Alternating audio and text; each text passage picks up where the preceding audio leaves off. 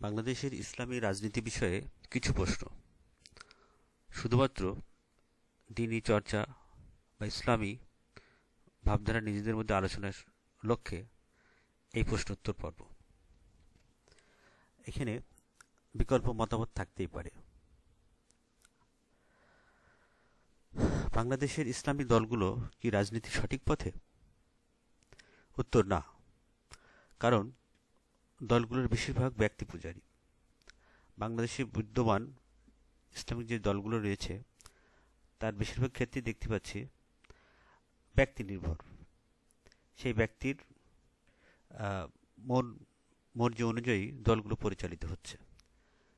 আবার রাসূল সাল্লাল্লাহু আলাইহি ওয়াসাল্লামের আদর্শ কি, উনি কিভাবে রাজনীতি করেছেন, ওনার মাইন্ডসেট কেমন ছিলেন, সেটা না করে নিজেদের মতন করে ব্যক্তির মতামতের ভিত্তিতে ইসলামিক রাজনীতি পরিচালিত হচ্ছে, অথবা ব্যক্তি স্বার্থের উদ্দেশ্যকে সামনে রেখে ইসলামী রাজনীতি পরিচালিত হচ্ছে। সেজন্য আমরা বলতে পারি যে বাংলাদেশের ইসলামিক দলগুলো রাজনীতির সঠিক পথে নেই। দ্বিতীয়ত, বাংলাদেশের ইসলামিক দলগুলো কি ইসলামের প্রচারের চেয়ে ক্ষমতার প্রতি বেশি আকৃষ্ট? উত্তর হ্যাঁ, অবশ্যই। কারণ তার উৎকৃষ্ট উদাহরণ হচ্ছে বর্তমানে নির্বাচন পদ্ধতিতে পিআর দাবি করা। তাদের কোনো জনসেবামূলক কার্যক্রম নেই, অথচ তারা ক্ষমতার মসনদে বসার জন্য, ক্ষমতার স্বাদ আস্বাদনের জন্য পিআর দাবি করছে। তারা ইসলামের প্রচারের থেকে ইসলামের প্রচারকে, ইসলামী সেন্টিমেন্টকে ক্ষমতায় বসার একটা হাতিয়ার হিসেবে ব্যবহার করতে চাচ্ছে। বাংলাদেশের ইসলামী দলগুলো কেন বিভক্ত? তার উত্তর হচ্ছে তারা তাদের নিজের আমিত্ব ত্যাগ করে আল্লাহর সন্তুষ্টিকে গুরুত্ব দিচ্ছে না। ইসলামী রাজনীতি যে পরিচালিত হবে একমাত্র আল্লাহর সন্তুষ্টিকে প্রাধান্য দিয়ে, সেটা তাদের ভিতরে দেখা যাচ্ছে না। ইসলামিক দলগুলো, বিভিন্ন দল থাকতেই পারে, কিন্তু তাদের মধ্যে বিভক্তি, চরম বিভক্তি। এর কারণ হচ্ছে শুধুমাত্র দুনিয়াবি পদ পদবী। আর বলতে পারেন বর্তমানে তো ইসলামিক দলগুলো একটা ঐক্যের ভিতরে আছে।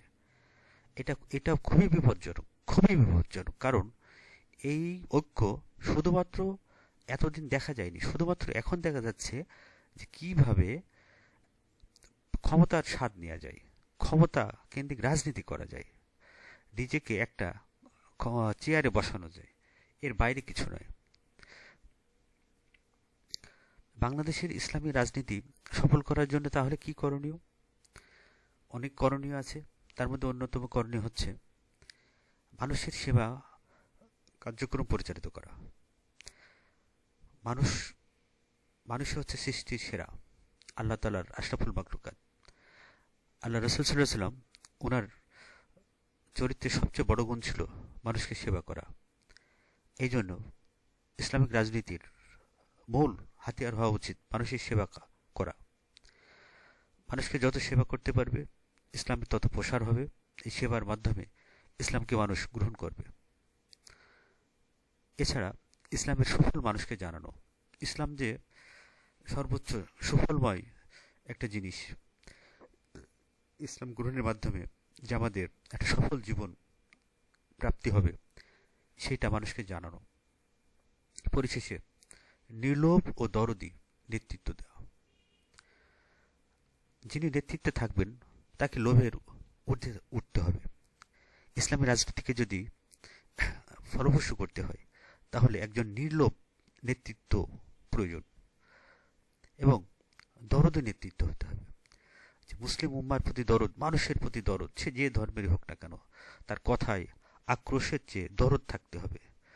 যে শান্তির ধর্ম ইসলামের মূল কথাই হচ্ছে মানুষের প্রতি মানুষের দরদ, যেটা রাসূল সাল্লাল্লাহু আলাইহি ওয়াসাল্লাম প্রতিটি পরতে পরতে আমাদেরকে শিখিয়ে গিয়েছেন যে কিভাবে একজন মানুষ নির্লোভ ও দরদী হয়ে নেতৃত্ব নির্লোভ ও দরদী হয়ে উঠবে।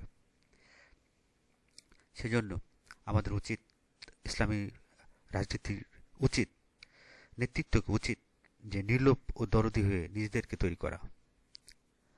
আল্লাহ আমাদের সবাইকে ইসলামের ছায়াতলে আসার তৌফিক দান করুন। আমিন, আমিন, আমিন। আসসালামু আলাইকুম।